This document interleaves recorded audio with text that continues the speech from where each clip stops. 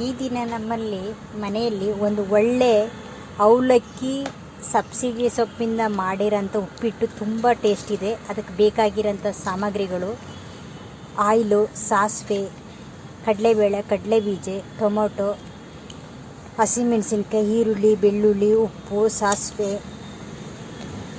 ಮತ್ತು ಅವಲಕ್ಕಿ, ಸಬ್ಸಿಗೆ ಸೊಪ್ಪು, ನಿಂಬೆಹಣ್ಣು, ಕೊತ್ತಂಬರಿ ಸೊಪ್ಪು ಇಷ್ಟು ಸಾಮಗ್ರಿ ಬೇಕು. ಅದನ್ನು ಮಾಡುವ ವಿಧಾನ ಹೇಗೆ ಅಂದರೆ, ಫಸ್ಟು ಆಯಿಲು ಹಾಕ್ಬಿಟ್ಟು ಸ್ವಲ್ಪ ಕಾಯಕ್ಕಿಡಬೇಕು. ನಂತರ ಸಾಸಿವೆ, ಕಡಲೆಬೀಜ, ಕಡಲೆಬೇಳೆ, ಉದ್ದಿನಬೇಳೆ ಎಲ್ಲನೂ ಒಗ್ಗರಣೆ ಮಾಡ್ಕೋಬೇಕು.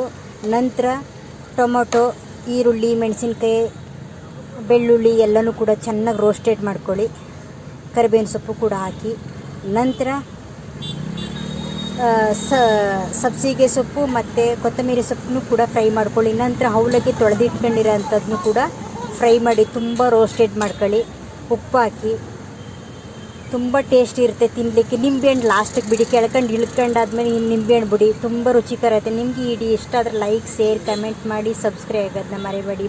ಬಾಯ್.